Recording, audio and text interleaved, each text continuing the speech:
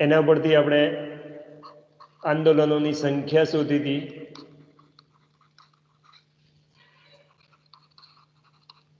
ત્યાર પછી આંદોલનોના પ્રકાર જોયા હતા. ત્યાર પછી તેની આવૃત્તિ કેટલી હોય છે તે જોયું હતું. ત્યાર પછી એમાં ડાયપોલ મોમેન્ટનો એટલે કે ચુંબકીય ચાકમાત્રાનો ફેરફાર થાય તો IR વિકિરણનું શોષણ થાય છે તે જોયું હતું. આ રીતે આપણે IRના સિદ્ધાંતમાં આટલી બેઝિક બાબતો જોઈ. હવે આ સિદ્ધાંતમાંથી કેટલાક શોર્ટ MCQ ટાઈપના ક્વેશ્ચન અથવા શોર્ટ ક્વેશ્ચન પૂછાય છે એની આપણે થોડીક ચર્ચા કરી લઈએ અને પછી નવો ક્વેશ્ચનની શરૂઆત કરીએ. તો ક્વેશ્ચન આવો પૂછાય છે કે મૂળભૂત આંદોલનોની સંખ્યા શોધો. એટલે આપણને કેટલાક અણુ આપેલા હોય અને એ અણુમાં મૂળભૂત આંદોલનોની સંખ્યા શોધવાની છે. હવે જ્યારે પણ મૂળભૂત આંદોલનોની સંખ્યા શોધવાનું કહે તો આપણને આટલી વસ્તુ ખબર હોવી જોઈએ કે અણુનો આકાર કેવો છે એટલી વસ્તુ ખબર હોવી જોઈએ. એટલે સૌથી પહેલાં અણુનો આકાર આપણને ખબર હોવો જોઈએ. અણુના આકારમાં અહીંયા બે વસ્તુ આપણે જોવાની છે કે અણુનો આકાર રેખીય છે કે બિનરેખીય છે. હવે રેખીય અને બિનરેખીય હોય તો જો કોઈ અણુ n પરમાણુ ધરાવતો હોય, સપોઝ n પરમાણુની સંખ્યા હોય, તો આપણે રેખીય અણુમાં મૂળભૂત આંદોલનોની સંખ્યા 3n - 5 થશે અને બિનરેખીય અણુમાં સંખ્યા 3n - 6 થશે. એટલે આટલી વસ્તુ બેઝિક તમારે ધ્યાન રાખવાનું કે જ્યારે કોઈ પણ અણુમાં મૂળભૂત આંદોલનોની સંખ્યા શોધો એવું પૂછાય તો સૌથી પહેલાં આપણે શું કામ કરવાનું, એ અણુનો આકાર કેટલો છે તે અને એ અણુમાં પરમાણુની સંખ્યા શોધવાની. એટલે પરમાણુની સંખ્યા જે હશે એને આપણે n કહીશું. n પરમાણુ ધરાવતા અણુમાં મૂળભૂત આંદોલનોની સંખ્યા શોધવી હોય તો રેખીય છે કે બિનરેખીય છે ફાઇન્ડ આઉટ કરવું પડે. રેખીય હોય તો એના માટે આપણે ઇક્વેશન 3n - 5 લાગુ પાડવાનું અને બિનરેખીય હોય તો એના માટે 3n - 6 લાગુ પાડવાનું. એના પરથી જે વાઇબ્રેશનની સંખ્યા આવે એટલા વાઇબ્રેશન અણુની અંદર થતા હશે, આવું શોધી શકાય છે. હવે આપણે એક ઉદાહરણ તરીકે લઈએ કે આપણને અહીંયા CO2 નો અણુ આપે છે, C double bond O double bond O.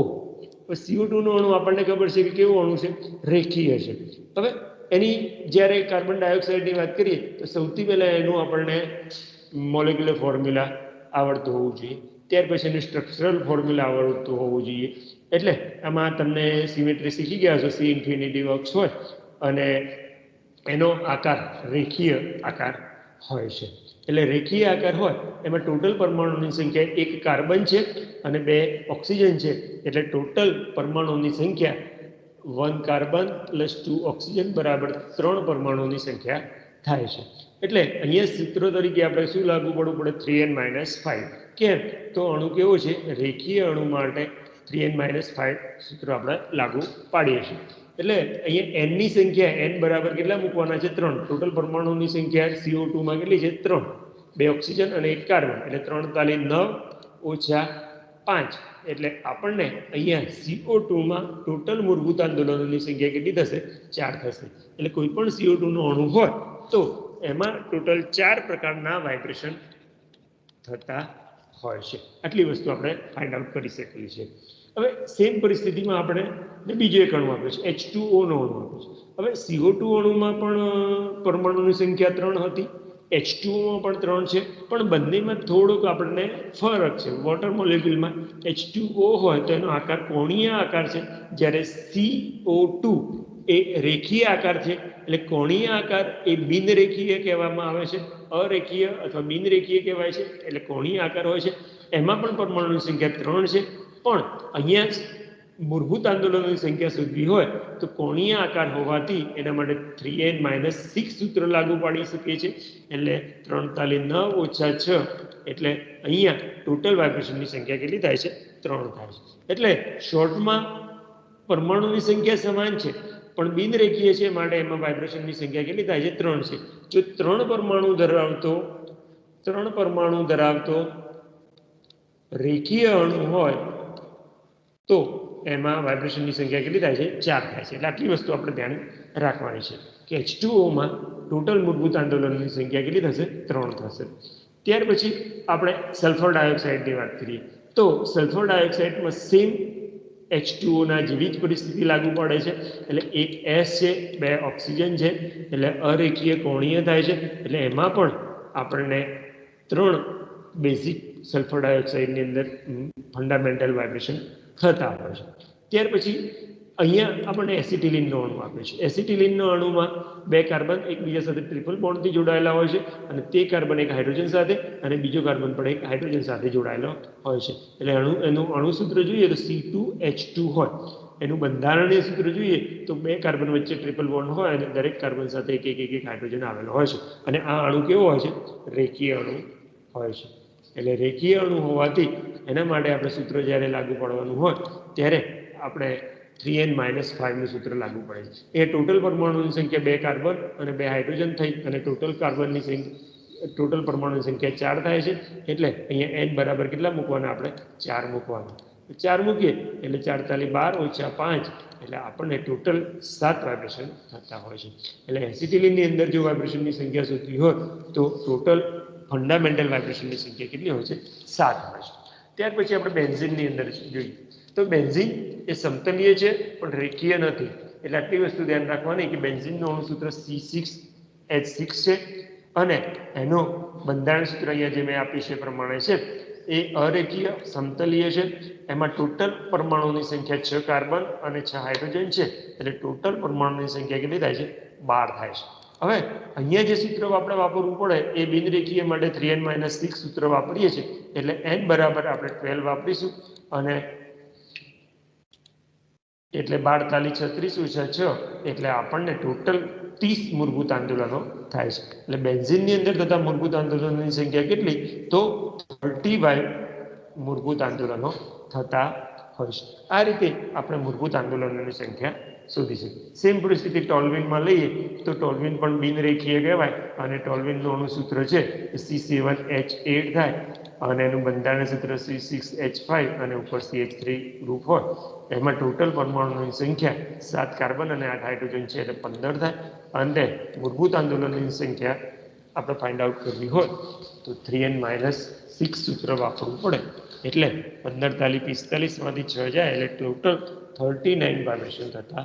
એટલે બેન્ઝીનમાં 36 આપણે જોયું એ પ્રમાણે અને 30 અને સેમ પરિસ્થિતિ ટોલ્યુઇનમાં જોઈએ તો 39 વાઇબ્રેશન થતા હોય છે. એટલે આ રીતે આપણે વાઇબ્રેશનની સંખ્યા શોધી શકીએ. સેમ પરિસ્થિતિ CH4 સમચતુષ્ફલકીય આકાર હોય તો એમાં શોધવું હોય તો આપણને ખબર છે કે એમાં CH4 માં કાર્બન હાઇડ્રોજન આ રીતે આમાં આવેલા હોય છે. એનો આકાર આપણે આ રીતે હોય છે. હવે અરેખીય સમચતુષ્ફલકીય આકાર હોય છે એમાં ટોટલ પરમાણુની સંખ્યા 1 કાર્બન અને 4 હાઇડ્રોજન હોય છે. એટલે ટોટલ 5 હોય છે. અને 3n-6 સૂત્ર વાપરો તો 5 × 15 - 6 એટલે ટોટલ 9 બેઝિક મૂળભૂત આંદોલનો થતા હોય છે. એટલે આ રીતે કોઈ પણ અણુમાં મૂળભૂત આંદોલનોની સંખ્યા શોધો એવું પૂછાય તો આપણને આટલી 2 વસ્તુ યાદ રાખવાની. અણુ રેખીય છે કે બિનરેખીય છે આટલું આપણને ખબર હોવી જોઈએ. અણુનો આકાર એમાં પરમાણુની સંખ્યા પરથી 3n-5 સૂત્ર વાપરવાનું રેખીય હોય તો અને બિનરેખીય હોય તો 3n-6 સૂત્ર વાપરવાનું. આટલી વસ્તુ તમારે યાદ રાખવાની. એટલે આ એક શોર્ટ MCQ અથવા શોર્ટ ક્વેશ્ચન આમાંથી પૂછાય છે કે મૂળભૂત આંદોલનોની સંખ્યા શોધો. સેમ પરિસ્થિતિમાં આપણને ખબર છે કે આપણે આવૃત્તિ શોધવાની માટે આવું સૂત્ર જોયું હતું કે કોઈ પણ મૂળભૂત આંદોલન થતા હોય તો એની આવૃત્તિ કેટલી છે તો એ આપણે આ રીતે આપણે ફાઇન્ડ આઉટ કરી શકીએ છીએ. હુકના નિયમ જે છે એના આધારે આ ઇક્વેશન આખું ડિરાઈવ કરવામાં આવે છે અને એ છે કે આવૃત્તિ બરાબર 1/2πc √k/μ અને એની આપણે આ રીતે ફાઇન્ડ આઉટ કરી શકીએ છીએ. આ તરંગ સંખ્યાની કિંમત છે. આ રીતે એની કિંમત k/μ ની કિંમત છે એ m1n2/m1 + m2 હોય એટલે આ રીતે આપણે મૂકી શકીએ છીએ અને એને રિડ્યુસ માસ કહેવામાં આવે છે. હવે આ શોધવી હોય તો અહીંયા આપણને ખબર છે કે મ્યુ બાર બરાબર સોરી આ આવૃત્તિ છે અને એની તરંગ સંખ્યાને શોધીએ તો આવૃત્તિને c વડે ડિવાઇડેડ બાય કરી એટલે 1/2 c થશે અને 1/2 c કરીશું અને એને અંડર રૂટમાં k ઓવર મ્યુ લઈશું એમાં c બરાબર પ્રકાશનો વેગ 3 × 10⁻10 હોય છે આ ઇક્વેશન દ્વારા આપણે તરંગ સંખ્યાની કિંમત ફાઇન્ડ આઉટ કરી શકીએ છીએ હવે એક ઉદાહરણ લઈએ તો તમને અંદાજ આવશે અહીંયા ઉદાહરણ તરીકે આપણને કાર્બન હાઇડ્રોજન વચ્ચે નો બંધ આપે છે અને એ કાર્બન હાઇડ્રોજન વચ્ચેની ફ્રીક્વન્સી કેટલી છે તે આપણે આઈડેન્ટિફાય કરવી છે હવે ઇક્વેશન આ જ રહેશે તરંગ સંખ્યા બરાબર 1/2 c under root k over mu મ્યુની કિંમત આટલી થાય છે હવે 1 2 પાઈ ની કિંમત 3.14 c ની કિંમત 3 × 10⁻10 સેન્ટીમીટર પર સેકન્ડ હોય છે અંડર રૂટ k ની કિંમત અહીંયા કેટલી હોય છે તો ધ્યાન રાખો વિદ્યાર્થી મિત્રો કે k c અને h વચ્ચે કેવો બંધ છે એક બંધ આવેલો છે અને એક બંધ માટે અથવા સિંગલ બોન્ડ હોય છે સિંગલ બોન્ડ માટે એની કિંમત 5 × 10⁻5 ડાઇન પર સેન્ટીમીટર હોય છે એટલે સિંગલ બોન્ડ જ્યારે બે પરમાણુ વચ્ચે બનેલો હોય ત્યારે k ની કિંમત આપણે કેટલી લેવાની છે 5 × 10⁵ એટલે એટલી આપણે કિંમત મૂકી ત્યાર પછી m1 અને m1 એટલે જે રાસાયણિક બંધ બનેલો છે એમાં કાર્બન પરમાણુનો દર અને m2 એટલે હાઇડ્રોજન પરમાણુનો દર હવે m1 એટલે કાર્બન પરમાણુનો દર શોધવું હોય તો કાર્બનનો પરમાણુ ભાર 12 છે એને એના એવોગ્રેડો અંક વડે ભાગીએ તો કોઈ પણ પરમાણુ ભાર કોને કહેવાય તો એવોગ્રેડો અંક જેટલા પરમાણુઓનું જે દર છે એને એનો પરમાણુ દર કહેવામાં આવે છે તો એટોમિક વેટ કહેવામાં એટલે એટોમિક વેટને એના એવોગ્રેડો અંક વડે ભાગીએ તો એક પરમાણુનો દર મળે એટલે કાર્બનના પરમાણુ માટે c નો 12 છે ડિવાઇડેડ બાય 6.02 × 10⁻23 લઈએ તો કાર્બનના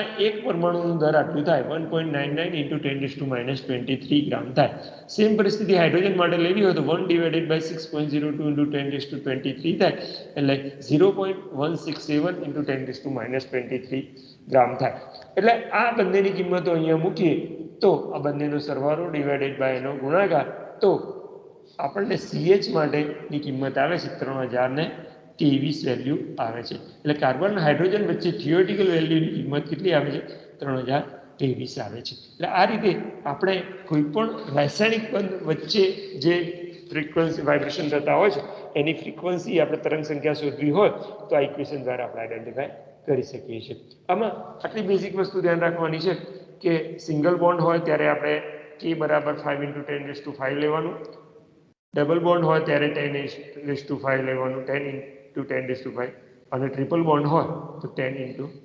10⁵ ડાઇન પર સેન્ટીમીટર લેવાનું આટલી વસ્તુ આમાં ધ્યાન રાખવાની એનું હવે આપણે બીજું એક ઉદાહરણ લઈએ તો તમને અંદાજ આવશે કે સપોઝ કાર્બન અને નાઇટ્રોજન વચ્ચે બંધ આપેલો છે તો કાર્બન અને નાઇટ્રોજન વચ્ચે બંધ છે એક બંધ છે માટે k ની કિંમત 5 × 10⁵ લીધી કાર્બન છે કાર્બનના એક પરમાણુનું દર શોધવું હોય તો C12 ડિવાઇડેડ બાય 6.02 × 10⁻23 લીધી એટલે 1.99 × 10⁻23 હવે નાઇટ્રોજનના એક પરમાણુનું દર શોધવું હોય તો શું કરવું પડે નાઇટ્રોજનનો પરમાણુ ભાર ભાગ્યા એવોગ્રેડો અંકની સંખ્યા લેવી પડે એટલે એની કિંમત આવશે 2.33 × 10⁻23 અને પ્રકાશનો વેગ c એટલે 3 × 10⁻10 સેન્ટીમીટર પર સેકન્ડ થાય આ કિંમત અહીંયા મૂકીએ તો 1/2 c 2 × 3.14 × 3 × 10⁻10 અંડર રૂટ બંધ ક્રમાંકની કિંમત અને બંને પરમાણુના દરનો સરવાળો ડિવાઇડેડ બાય બંનેનો ગુણાકાર તો એની વેલ્યુ કેટલી આવે છે આપણને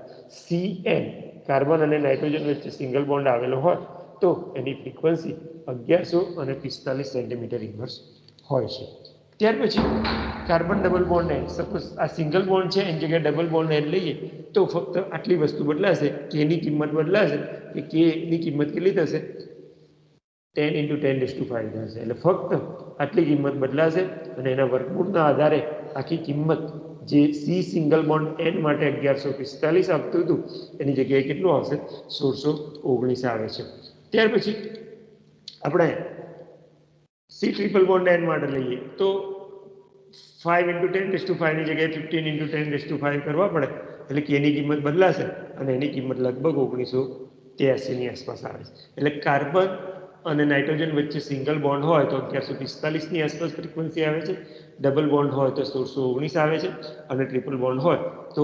1983 ની આસપાસ આવે છે. એટલે સી સિંગલ બોન્ડ એન ની આપણે જોયું તો એની વેવલેન્થ કેવી છે, વધારે છે, અને ફ્રીક્વન્સી કેવી છે, ઓછી છે. એટલે વેવ નંબર એના ઓછા છે. ઓછા કેટલા છે જોયું તો આપણે જોયું તે પ્રમાણે 1145 છે, અને પછી આમાં 1619 અને આમાં 1983. આ વેવ નંબર છે, યાદ રાખજો, તરંગ સંખ્યા છે. એટલે અહીંયા સી સિંગલ બોન્ડની તરંગ સંખ્યા ઓછી છે પણ એની વેવલેન્થ વધારે છે. સી ડબલ બોન્ડ એનની એના કરતાં વેવ નંબર વધારે છે પણ એની લેમ્બડા કેવી છે, ઓછી છે. સી ટ્રિપલ બોન્ડની લેમ્બડા ઓછી છે પણ એના કરતાં તરંગ સંખ્યા કેવી છે, વધારે છે.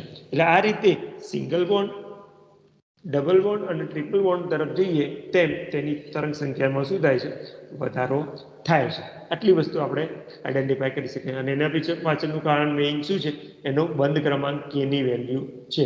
અહીંયા k બરાબર 5 × 10⁵ છે, અહીંયા 10 × 10⁵ છે, અને અહીંયા 15 × 10⁵ છે. હવે ત્યાર પછી સેમ પરિસ્થિતિમાં આપણે બે એવા ઉદાહરણ લઈએ કે આપણે બંધ ક્રમાંકની જગ્યાએ હવે એના રિડ્યુસ માસમાં ફરક હોય. એટલે કાર્બન અને હાઇડ્રોજન વચ્ચેનું બંધ હોય તો કાર્બન અને સલ્ફર વચ્ચેનું બંધ હોય તો સલ્ફરનું રિડ્યુસ માસ વધારે છે, જ્યારે કાર્બન અને હાઇડ્રોજન સલ્ફરનું દ્રવ્ય વધારે, મતલબ એટોમિક વેટ વધારે છે. એટલે આ બંનેની કમ્પેર કરીએ તો CS માટે અહીંયા 1 છે માટે 5 × 10⁵ આવે. M1 કાર્બન છે એટલે ફિક્સ થઈ ગયું. સલ્ફર છે એટલે 32 / એવોગાડ્રો કરવું પડે એટલે 5 × 32 થશે. એટલે એના પરથી તમે આઈડેન્ટિફાઈ કરો તો 985 આવશે. એટલે કાર્બન અને સલ્ફર વચ્ચે જો બંધ બનેલો છે તો સલ્ફરનું એટોમિક માસ વધારે હોવાથી લઘુકૃત દ્રવ્યમાનની કિંમત છેદમાં આવવાથી છેદ વધે છે, અને છેદ વધે છે એટલે તરંગ સંખ્યાની કિંમત શું થાય છે, ઘટે છે. એના કમ્પેરમાં કાર્બન હાઇડ્રોજનની વાત કરીએ તો આપણને કેટલી આવે છે, 3000 આવે. અને શોર્ટમાં જેમ જોડાયેલા બે પરમાણુનું દર વધે છે એમ એની તરંગ સંખ્યા કેવી થાય છે, ઘટે છે. આટલી વસ્તુઓમાં આપણે ધ્યાન રાખવાની છે. અને આ CH અને CS નું એને ફિગરના સ્વરૂપમાં આપણે જાણી શકીએ કે એના વેવ નંબર અને તરંગ લંબાઈમાં શું ફેરફાર થાય છે. હવે આજનો એક એના પછીનો મેઇન ક્વેશ્ચન છે કે આપણે જોયું કે IR માં ઢાળના પ્રમાણે પટ મળતા નથી, અથવા વાય નોટ 3n - 6 3n - 5 band in IR spectrum. એટલે આપણે અહીંયા ઇક્વેશનથી જોઈએ છીએ કે 3n - 5 હોય, બિન રેખીય હોય તો આટલા વાઇબ્રેશન થતા હોય, એટલે આંદોલનોની સંખ્યા થતી હોય, અને બિન રેખીય હોય તો 3n - 6. અને એના માટે આપણે જોયું હતું દાખલા તરીકે બેન્ઝીન છે તો બેન્ઝીનમાં 30 વાઇબ્રેશન થતા હોય છે, અને સેમ પરિસ્થિતિમાં ટોલ્યુઇનમાં જોઈએ તો ટોલ્યુઇનમાં 39 વાઇબ્રેશન થાય છે.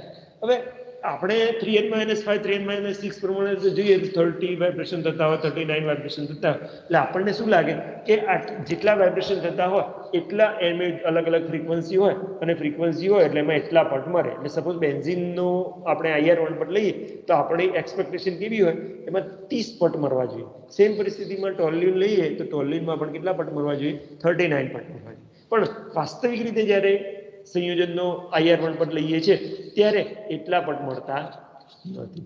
તો આ ઘણી વખત ક્વેશ્ચન પૂછાયેલો છે અને પૂછાય છે ઘણી વખત.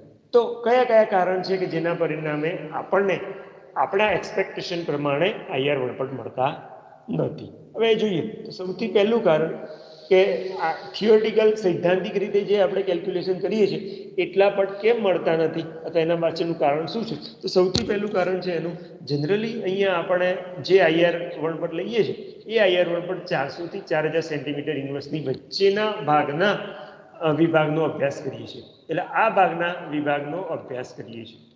હવે આ ભાગના અભ્યાસ કરીએ છીએ એટલે એની બહાર અણુની અંદર વાઇબ્રેશન થતું હોય, વાઇબ્રેશન થઈ IR વિકિરણનું શોષણ થતું હોય, પણ આપણી એક લિમિટેશન છે કે આપણે 400 થી 4000 સેન્ટીમીટર ઇન્વર્સ વચ્ચેના ભાગના વિકિરણનું જ અવશોષણ માપીએ છીએ, એની બહારના ભાગના વિકિરણનું અવશોષણ માપતા નથી. એટલે બહારના ભાગના વિકિરણનું અવશોષણ થતું હોય તો પણ એ આપણને IR1 પટમાં મળતું નથી. એટલે સૌથી પહેલું રીઝન કે જ્યારે પણ અણુની અંદર વાઇબ્રેશન થતા હોય અને એ વાઇબ્રેશનની જે ફ્રીક્વન્સી છે તે 400 થી 4000 સેન્ટીમીટર ઇન્વર્સની બહારના ભાગની આવતી હોય તો અણુની અંદર વાઇબ્રેશન થતા હોય, વિકિરણનું શોષણ પણ થતું હોય, પણ આપણી લિમિટેશનના પરિણામે આપણને એનો પટ મળતો નથી. બીજા નંબરમાં જ્યારે પણ આ ટાઈપના વાઇબ્રેશન થતા હોય ત્યારે એ વાઇબ્રેશનના પરિણામે એની જે IR વિકિરણના અવશોષણ થતું હોય એ અવશોષણનો જથ્થો ખૂબ જ ઓછા પ્રમાણમાં હોય. તો ખૂબ ઓછા પ્રમાણમાં હોય એટલે ખૂબ જ નિર્ભર પણ મળતા હોય ત્યારે પણ આપણને ધારણા પ્રમાણે પણ મળતા નથી. એટલે જનરલી આપણને કોઈ પણ વિકિરણનું અવશોષણ થતું હોય તો એનો શોષણનો જથ્થો વધારે હોય તો આપણને પીક દેખાય, પણ શોષણનો જથ્થો ઓછો હોય તો એનો પીક દેખાતો હોતો નથી. એટલે શોષણનો જથ્થો વધારે હોય તો આ રીતે આપણને પીક દેખાય છે, અને શોષણનો જથ્થો ઓછો હોય તો આપણને ખબર પડતી નથી કે આ પીક છે કે એની અંદર નોઇઝ છે, એ આપણને ખબર પડતી નથી. એટલે જ્યારે પણ અવશોષણની માત્રા ઓછી હોય અથવા પટ ખૂબ જ નિર્ભર હોય ત્યારે પણ આપણને ધારણા પ્રમાણે પટ મળતા નથી. ત્યાર પછી બેઝિક ત્રીજા નંબરનું કારણ છે જ્યારે કોઈ પણ અણુની અંદર આંદોલન થતા હોય અને એ આંદોલનો સમાન ઘણી વખતે નંબર ઓફ વાઇબ્રેશન વધારે થાય છે, પણ ઘણા બધા વાઇબ્રેશન એવા છે કે એ એક જ સરખી આવૃત્તિ વિકિરણનું અવશોષણ કરે. એટલે એક સમાન આવૃત્તિ એ વાઇબ્રેશન કરતા હોય અથવા ઘણી વખત શું થાય ખૂબ જ નજીકની આવૃત્તિની પાસેની આવૃત્તિનું શોષણ થતું હોય તો એ પાસેની આવૃત્તિ એકબીજા સાથે નજીક હોય એટલે ઘણી વખત બે પટ ભેગા થઈ ગયેલા હોય ત્યારે આપણે ધારણા કરી હોય કે આટલા પટ મળવા જોઈએ તો એટલા પટ મળતા નથી. એટલે જ્યારે પણ અણુની અંદર થતા આંદોલનો સમાન આવૃત્તિના હોય અથવા ખૂબ જ નજીકની આવૃત્તિનું શોષણ થતું હોય ત્યારે આપણા ધારણા પ્રમાણે પટ મળતા નથી. ત્યાર પછી ઘણી વખતે સમાન આવૃત્તિના અવશોષણ એટલે એક સરખી આવૃત્તિનું અવશોષણ થતું હોય ત્યારે એના જે પટ છે એને ડિજનરેટ પટ કહેવામાં આવે છે. એટલે એક જ જગ્યાએ આપણને પટ મળતા હોય છે તો ત્યારે પણ એનો આપણને ધારણા પ્રમાણે અવશોષણ પટ મળતા હોય. બીજું, ઘણી વખત અણુ સમમિતિ ધરાવતો હોય એટલે અણુ જ્યારે સમમિતિ ધરાવતો હોય, સંપૂર્ણપણે સમમિત હોય તો એમાં ડાયપોલ મોમેન્ટને ચેન્જ થતો નથી. અને ડાયપોલ મોમેન્ટનો ચેન્જ થતો નથી, દ્વિધ્રુવ માત્રાનો ચેન્જ થતો ના હોય તો અણુની અંદર વાઇબ્રેશન થતા હોય પણ IR વિકિરણનું શોષણ થતું નથી એટલે આપણને પટ મળતો નથી. વાઇબ્રેશન થાય છે પણ ડાયપોલ મોમેન્ટનો ચેન્જ ન થતો હોવાથી આપણને એનો પટ મળતો નથી. હવે ઘણી વખત આખું અણુ સંમિત ના હોય પણ એનો કેટલોક ભાગ સંમિત હોય તો પણ આવી પરિસ્થિતિ થાય છે કે એમાં એટલા ભાગમાં જો ડાયપોલ મોમેન્ટનો ચેન્જ ખૂબ ઓછો થતો હોય તો પણ આપણને એના પટ ધારણા પ્રમાણે મળતા નથી. એના પછી આપણને અહીંયા બીજું એવું આપ્યું છે કે કોઈક વખતે કેવું થતું હોય કે આપણને ઉદાહરણ તરીકે હું તમને કહું કે આ એક પરમાણુ છે એની સાથે આ એક બીજો પરમાણુ છે H ઉદાહરણ તરીકે લઈએ, આવું છે. અહીંયા આ ઓક્સિજન પરમાણુ બે હાઇડ્રોજન સાથે જોડાયેલો છે, અહીંયા આ એક હાઇડ્રોજન સાથે વાઇબ્રેશન થાય છે, આ ઓક્સિજન આ હાઇડ્રોજન સાથે વાઇબ્રેશન થાય છે. અહીંયા ઓક્સિજન પરમાણુ છે ત્યાં બંને હાઇડ્રોજન સાથે કોમન છે એટલે આ વાઇબ્રેશનની અસર પણ આ ઓક્સિજન પર થશે અને આ વાઇબ્રેશનની અસર પણ આના પર થશે. એટલે ત્યારે ઘણી વખત શું થાય છે, દાખલા તરીકે આ વાઇબ્રેશનની ફ્રીક્વન્સી x હોય અને આની ફ્રીક્વન્સી y હોય તો ઘણી વખતે આપણને x અને y ની જગ્યાએ પટ મળવાની જગ્યાએ એના કરતાં કંઈક જુદી જગ્યાએ આપણને પટ મળે છે. અને એક કંઈક જુદી જગ્યાએ પટ મળે છે એટલે કઈ જગ્યાએ મળે છે, દાખલા તરીકે ઓવરટોન થતો હોય તો ઓવરટોન થતો હોય તો x ની જગ્યાએ 2x પર પટ મળે, y ની જગ્યાએ 2y પર પટ મળે. એટલે શું થાય કે દાખલા તરીકે આપણી ફ્રીક્વન્સી છે x છે એ આપણા રેન્જમાં છે પણ એનો ઓવરટોન થાય છે એટલે એની ફ્રીક્વન્સી કેટલી થઈ જાય છે, ડબલ થઈ જાય. તો ડબલ ફ્રીક્વન્સી થઈ જાય એટલે આપણા IR નો જે ભાગ છે 4000 થી 400 સેન્ટીમીટર ઇન્વર્સનો ભાગ છે એની બહાર જતું રહેતો હોય ઓવરટોનના પરિણામે તો આપણને એનો પટ આપણને મળતો નથી. એટલે જ્યારે પણ અણુની અંદર વાઇબ્રેશન થતા હોય અને એ વાઇબ્રેશનમાં ઓવરટોન થતું હોય એટલે વાસ્તવિક જે જગ્યાએ આપણને પટ મળવો જોઈએ એના કરતાં ડબલ ફ્રીક્વન્સીએ જો પટ મળતો હોય અને એ ડબલ ફ્રીક્વન્સી આપણા IRની બહારના ભાગમાં હોય તો પણ આપણને ધારણા પ્રમાણે પટ મળતા નથી. એટલે આમાં બેઝિક વસ્તુ આપણે આટલી ધ્યાન રાખવાની. સેમ પરિસ્થિતિમાં આવું જ્યારે કોમન પરમાણુ હોય ત્યારે ઓવરટોનની જગ્યાએ ઘણી વખત શું થતું હોય છે, એનું યુગ્મીકરણ થતું હોય છે. એટલે યુગ્મીકરણમાં શું થાય, અહીંયા એક્સ અને વાય છે તો આપણને એક્સ પ્લસ વાય ફ્રીક્વન્સી એ આપણને પટ મળે, અથવા 2x એટલે એક્સની ફ્રીક્વન્સી ડબલ થઈ અને એમાં વાય ઉમેરો એટલી ફ્રીક્વન્સી મળતા હોય, અથવા એક્સ પ્લસ 2y જગ્યાએ આપણને પટ મળતા હોય તો આપણને ધારણા પ્રમાણે પટ મળતા નથી. અને આવું જ્યારે થતું હોય ત્યારે એ ફ્રીક્વન્સી પાછી આપણા આઈઆરનો જે આપણે અભ્યાસ કરતા હોય એની બહાર જતી રહેતી હોય તો આપણને ધારણા પ્રમાણે પટ મળતા નથી.